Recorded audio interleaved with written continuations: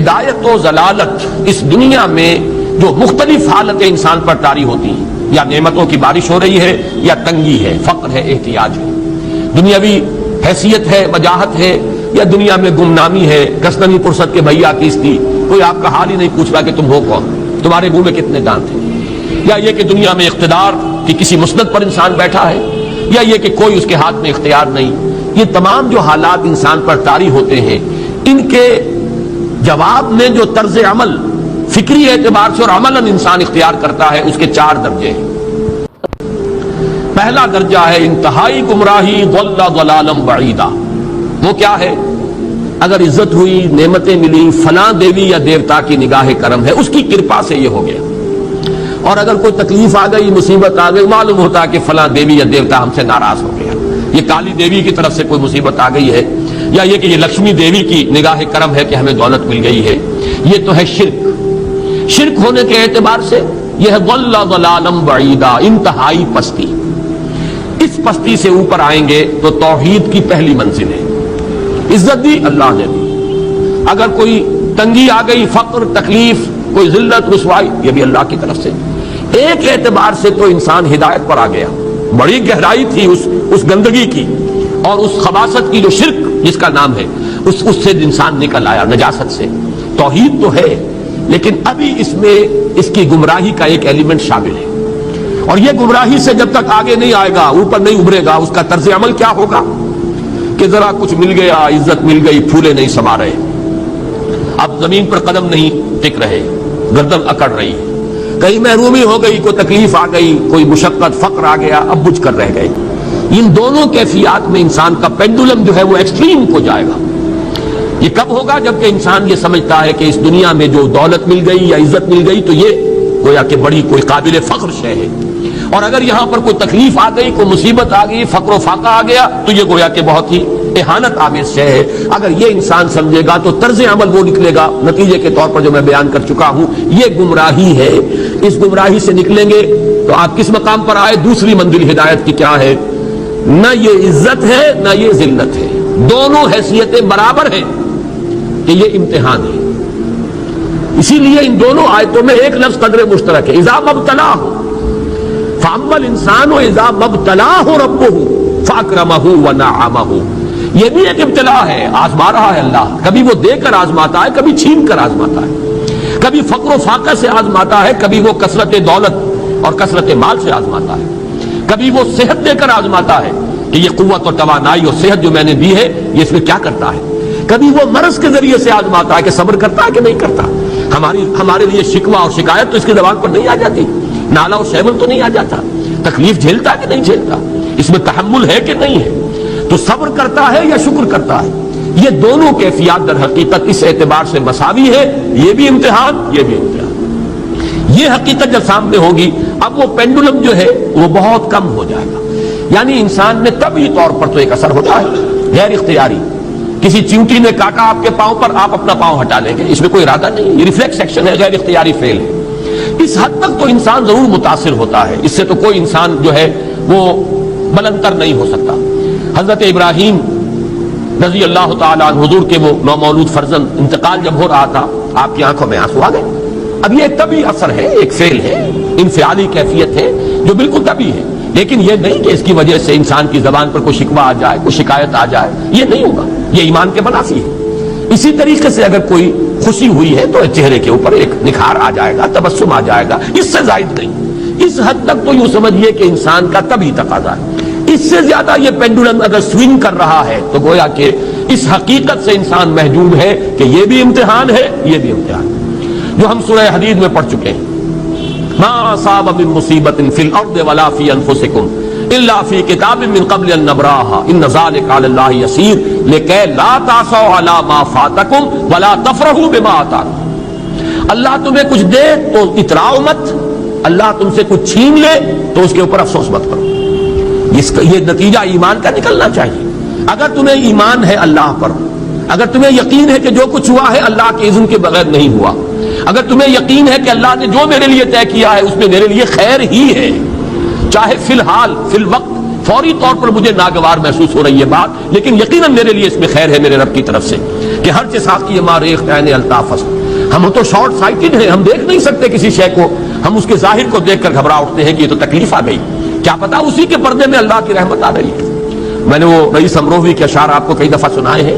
وہ وقت آیا کہ ہم کو قدرت ہماری سعی و عمل کا پھل دے, بتا رہی ہے یہ ظلمت شب کہ صبح نزدیک آ رہی ہے. ابھی ہے کچھ امتحان باقی, فلاکتوں کے نشان باقی, قدم نہ پیچھے ہٹے کہ قسمت ابھی ہمیں آزما رہی ہے. رئیس اہل نظر سے کہہ دو کہ آزمائش سے جی نہ ہارے, جسے سمجھتے ہو آزمائش وہی تو بگڑی بنا رہی ہے. اسی آزمائش سے تو بگڑی بنے گی, اسی سے تو تمہارا خیر جو ہے اجاگر ہوگا, سامنے آئے گا, پتہ چلے گا who's who, what is what. ابو بکر میں کتنا یقین اور ایمان تھا, یہ کیسے معلوم ہوگا, کیسے معلوم ہوگا کہ بلال میں کتنا سہار, کتنا تحمل تھا, کتنا صبر تھا, اگر وہ مصیبت ان پر نہ آتی کہ جو امیہ ابن خلف کے ہاتھوں ان پر قیامت ٹوٹ رہی تھی. تو یہ ساری چیزیں جو ہے ما اصاب من مصیبت فی الارض ولا فی انفسکم الا فی کتاب من قبل ان نبرأ ان ذلک علی اللہ یسیر لکی لا تأسوا علی ما فاتکم ولا تفرحوا بما آتاکم واللہ لا یحب کل مختال فخور. اگر اس حقیقت سے محجوب ہو جاؤ گے تو پھر اختیال اور فخر اور گھمنڈ پیدا ہو جائے گا تمہارے اندر, یا دوسری طرف مایوسی, کمر ہمت ٹوٹ کر رہ جائے گی, خودکشی کرنے کو انسان آمادہ ہو جاتا ہے ذرا کوئی ناکامی دنیا میں آ گئی, کوئی تکلیف آ گئی. یہ ہے در حقیقت تیسری منزل, ہدایت کی دوسری سیڑھی. پہلا کیا تھا, نہاد ضل ضلالا بعیدا, کوئی خیر مل گیا تو کسی دیوی کی نگاہ کرم, کوئی تکلیف آ گئی تو کسی دیوتا کی ناراضگی, یہ تو ہے ضل ضلالا بعیدا. اس سے اوپر آئے, یہ پہلی سیڑھی ہدایت کی ہے. عزت ہے تو اللہ کی طرف سے, اور اگر کوئی ذلت ہے, تنگی ہے تو اللہ کی طرف سے. یہ ہدایت کا آغاز ہو گیا, یہ توحید کی بنیادی منزل ہے. اس سے اگلی منزل, یہاں کی ذلت ذلت نہیں, یہاں کی عزت عزت نہیں. ذالک یوم التغابن, ہار اور جیت کے فیصلے کا دن تو قیامت کا دن ہے. وہاں معلوم ہوگا جس کو اس روز عزت ملی وہ عزت والا ہے, جو اس روز ذلیل ہو گیا وہ ذلت والا ہے. یہ تو امتحان ہے, دار الامتحان ہے. خلق الموت والحیات لیبلوکم ایکم احسن عملا, یہ تو دار الامتحان ہے. امتحان ہونے کے ناطے دونوں برابر ہیں. اس سے اوپر ہے چوتھی منزل, ہدایت کی تیسری منزل. وہ کیا ہے؟ عام طور پر انسان یہ سمجھتا ہے کہ یہ جو آزمائش ہے تنگی کی اور فقر و فاقہ کی, یہ سخت تر آزمائش ہے, اور نعمتوں کی بارش ہو تو یہ آسان آزمائش ہے. یہ بھی ابھی گمراہی کا ایک پرت جو ہے اس کی باقی ہے. ابھی ہدایت کا جو کامل جو ہوگا انکشاف, وہ کب ہوگا؟ جب انسان اس حقیقت کو جان لے کہ جہاں وسعت ہو, جہاں کثرت ہو, وہ زیادہ بڑا امتحان ہے, سخت امتحان ہے, بجائے اس کے کہ اگر قلت ہے, کمی ہے, یہ کم تر امتحان ہے, یہ کم بھاری امتحان ہے. کیوں کہ اگر آپ کے پاس کثرت ہے, آپ کے اندر غفلت پیدا ہو جائے گی. کثرت کا لازمی نتیجہ غفلت ہے. نہ کوئی غم کرو, نہ خوف, خوشیاں مناؤ جنت کی جس کا تم سے وعدہ کیا گیا تھا. اللہ کی ربوبیت پر اطمینان جب انسان کو ہو جاتا, میرا رب اللہ ہے, ربی اللہ, انسان کے لیے نہ کوئی کھٹکا, نہ کوئی خطرہ, نہ کوئی خوف, نہ کوئی حزن. جو کچھ ہو رہا ہے کس کے اذن سے ہو رہا ہے؟ اللہ کے اذن سے. اللہ کے اذن کے بغیر پتہ تک نہیں ہلتا. یہ کوئی اندھا بہرا مادہ نہیں ہے جس سے مجھے کوئی خوف ہو. اندھا بھینسا چلا رہا ہو, اس سے تو ڈرنے کا ہر انسان کو ڈرنا چاہیے, نہ معلوم کس کو ٹکر مار دے. لیکن نہیں, اس کائنات کو چلانے والا ایک سمیع و بصیر خدا ہے. وہ جو میرا دوست ہے, میرا ولی ہے. اللہ ولی الذین آمنوا یخرجہم من الظلمات الی النور. اللہ اہل ایمان کا ولی ہے, ساتھی ہے, پشت پناہ ہے, مددگار ہے, حمایتی ہے. بتائیے جسے یقین ہو جائے کہ اللہ میرا مددگار, اللہ میرا محافظ, اللہ میرا پشت پناہ, اللہ میرا حمایتی, اس کے لیے کوئی خوف ہوگا؟ اس سے کوئی ڈر ہوگا؟ میں مثال دیا کرتا ہوں ایک بہت سادہ, پنجاب کے دیہات کی. وہ بڑا چودھری ہے اور کوئی غریب کسان ہے. اس غریب کسان کی کہ جانوروں کو ہر وقت اندیشہ ہوگا چوری کا, کوئی میری بھینس کھول کر نہ لے جائے, کوئی میرا بیل کھول کر نہ لے جائے. لیکن جس کے بارے میں یہ سب کو معلوم ہو کہ وہ جو بڑا چودھری ہے وہ اس کا دوست ہے, اس کی بچیا کو کوئی خوف ہوگا؟ اس کی بھینس پر کوئی ہاتھ ڈالے گا؟ اسے کوئی اندیشہ ہوگا؟ نہیں. کیوں کہ وہ بڑا چودھری, بڑا اس کا یہاں کا سردار, جاگیردار, سب کو معلوم ہے وہ میرا دوست ہے. کوئی میرے خلاف اقدام نہیں کر سکتا۔ اس دنیا میں یہ چھوٹی سی بات اگر آپ کے دلی اطمینان اور سکون کا باعث بن سکتی ہے تو ذرا تصور کیجئے۔ میں لفظ تصور استعمال کروں گا صرف اس لیے کہ اس کا ہم جس کو کہتے ہیں ادراک اور شعور کر نہیں سکتے، اگر کے ساتھ کر سکتے۔ اگر یقین ہو کہ اللہ میرا مددگار اور یقین ہو کہ اللہ ہر آن میرے ساتھ ہے، پھر کوئی خوف، کس کا خوف؟ کوئی شے اللہ سے بالا تر ہے؟ کوئی قوت اس سے زیادہ طاقتور ہے؟ کوئی اس کے ارادے کو بدلنے والا ہے؟ کوئی اس کی مشیت کے آڑے آنے والا ہے؟ یہی بات ہے جو حضور نے فرمائی۔ یہ ایمان کا حاصل ہے لب لباب کہ دیکھو اچھی طرح اس بات کو ذہن نشین کر لو، اگر تمام انسان مل کر تمہیں کوئی نقصان پہنچانا چاہے نہیں پہنچا سکتے مگر جو کچھ اللہ نے لکھ دیا ہو، اور تمام انسان مل کر تمہیں کوئی نفع پہنچانا چاہے نہیں پہنچا سکتے مگر وہ شے جو اللہ نے طے کر دی۔ آپ پھر میں کہوں گا ذرا تعریف کیجئے، اسے فرض کیجئے، اسے سوچئے۔ اگر اس حدیث پر ہمارا دل ٹھکا ہوا ہو تو کسی سے ڈر ہوگا؟ یہ مجھے نقصان نہ پہنچا دے، یہ میری رپورٹ خراب نہ کر دے، یہ میری انکریمنٹ نہ رکوا دے، یہ میرا یہ نہ بگاڑ دے، یہ میرے یہ نقصان نہ پہنچا دے۔ اس کا ڈر، اس کا ڈر، اس کا خوف، اس کی خوشامد، اس کے لیے جا کر طرح طرح سے اپنی عزت نفس کو ذلیل کروانا اس کے سامنے، یہ سب کچھ کیوں کرتا ہے انسان؟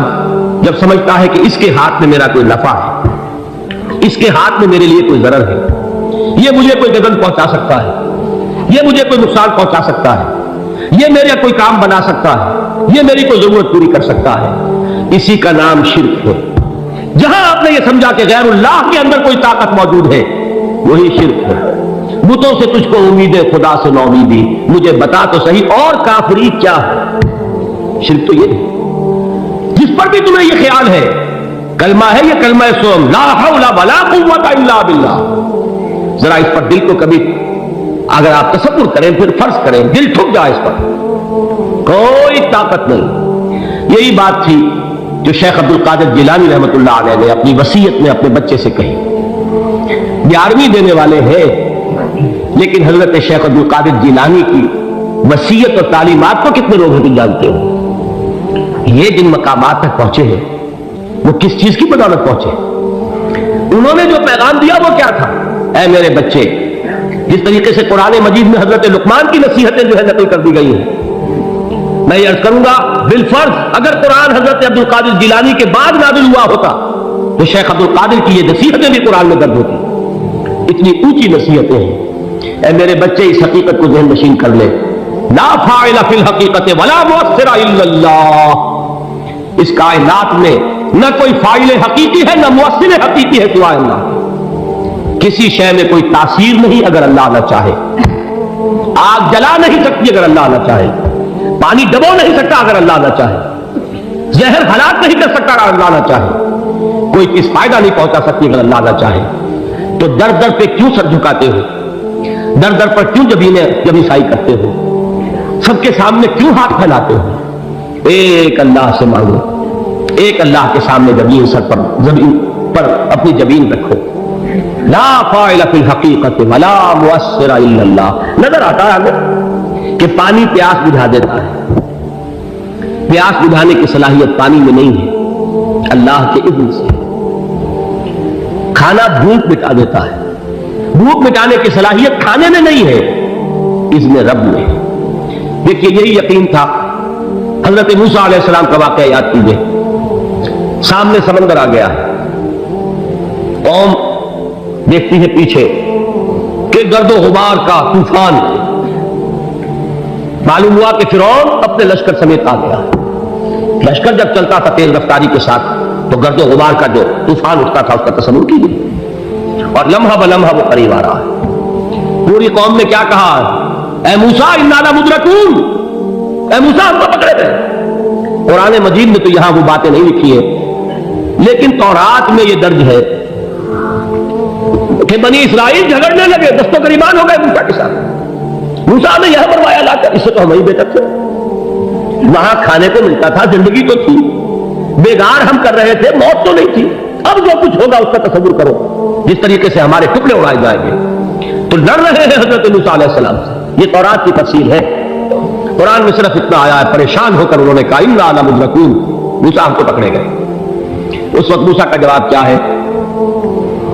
کلا ان معی ربی سیہدین، نہیں، میرے ساتھ میرا رب ہے، وہ راستہ دے گا۔ بتائیے کہاں راستہ نظر آ رہا ہے؟ یہ ہے ایمان بالغیب۔ راستہ نظر نہ آئے تب اللہ پر یقین ایمان ہے، جیب میں پیسے ہو تب بھی کوئی اطمینان ہے، تو ایمان کس پر ہوا؟ پیسے پر، اللہ پر نہیں۔ جب وسائل و ذرائع نہ ہو اور پھر یقین ہو کہ اللہ مسبب الاسباب ہے، وہ اسباب کا پابند نہیں ہے، وہ اسباب کا محتاج نہیں ہے، اسباب اس کے محتاج ہے۔ اگر یہ یقین ہے تو اللہ پر ایمان ہے، یہ نہیں ہے تو تمہارا ایمان اسباب پر ہے، وسائل پر ہے، ذرائع پر ہے، مادیات پر ہے، اللہ پر نہیں۔ اس وقت کہاں راستہ تھا؟ کوئی راستہ تھا؟ سمندر ہے اور ادھر سے لشکر آ گیا ہے۔ کلا ان معی ربی سیہدین۔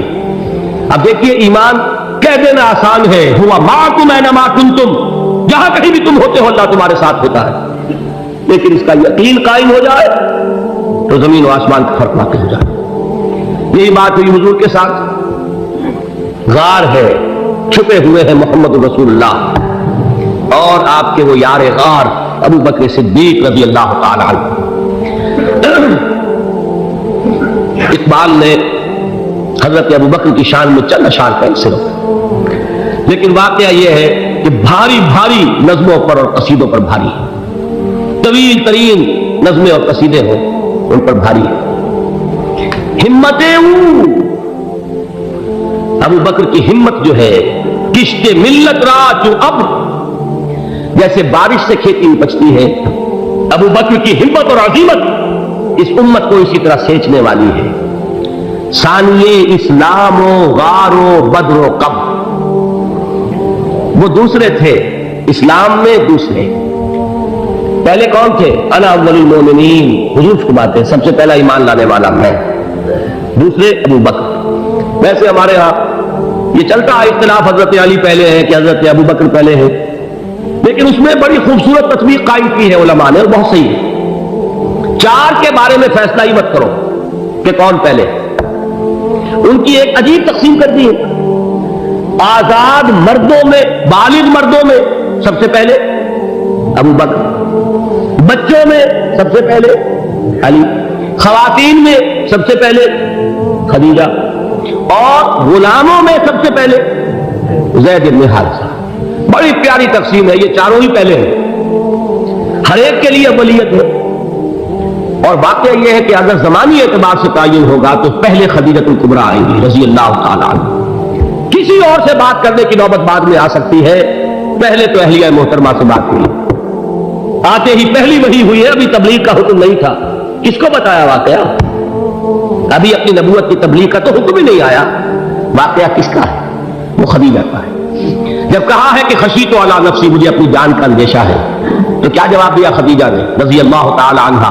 وہ صدیقۃ الکبریٰ ہے، صدیقات جو ہے خواتین ان میں چوٹی پر خدیجۃ الکبریٰ ہے رضی اللہ تعالی عنہ، اور صدیق جو مرد ہے ان میں صدیق اکبر ہے ابو بکر صدیق رضی اللہ تعالی عنہ، لیکن صدیقات میں چوٹی پر۔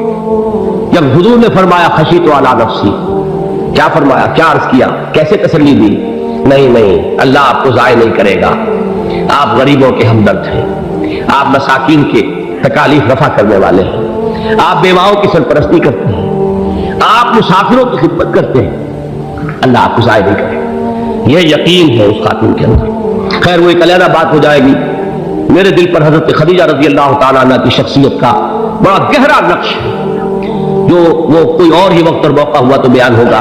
بہرحال اقبال نے ایک مصرے میں جو چار اولیتیں جمع کر دی ہیں، ہمتیں کشت امت را چو ابر، ثانی اسلام و غار و بدر و قبر۔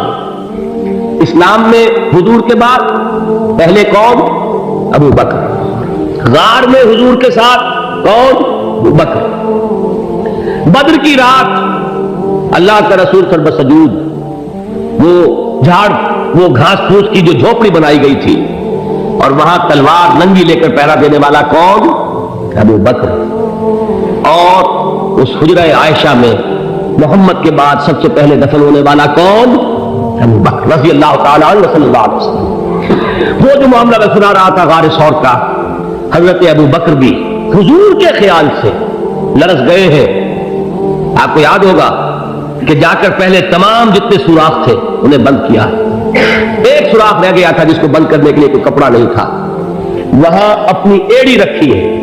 تب کہا ہے حضور سے تشریف لائیے، اور اپنے زانو پر حضور کو لٹایا ہے. اور وہاں کسی موذی جانور نے کاٹا ہے، حضور کی آنکھ لگ گئی تھی. اس وقت اس بل کے اندر جو بھی بچھو ہے کیا ہے واللہ عالم، اس نے کاٹا ہے. اس کی تکلیف کی وجہ سے ابو بکر کی آنکھوں سے آنسو ٹپک گئے. حضور کے چہرے مبارک پر پڑے ہیں کہ حضور جاگے ہیں، معاملہ کیا ہے.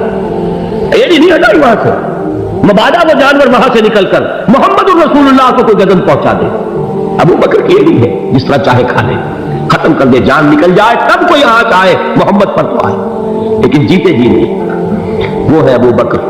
حضور کے خیال سے اس وقت حضور نے پھر اپنا لعاب دہن لگایا ہے، اور اس سے پھر آپ کی تکلیف ختم ہوئی. جیسے خیبر میں حضرت علی کی آنکھ دکھ رہی تھی، اس کو جو شفا حاصل ہوئی وہ بھی حضور کے لعاب دہن سے ہوئی.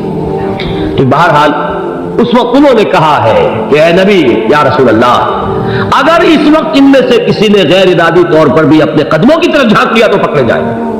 کیا جواب تھا اللہ کے رسول کا؟ لا تحزن ان اللہ معنا. اللہ ہمارے ساتھ ہے، کیوں گھبراتے ہیں ابو بکر؟ یہ ہے ایمان باللہ. میرا مالک اللہ، میرا رازق اللہ، میرا محافظ اللہ، میرا مددگار اللہ، میرا پشت پناہ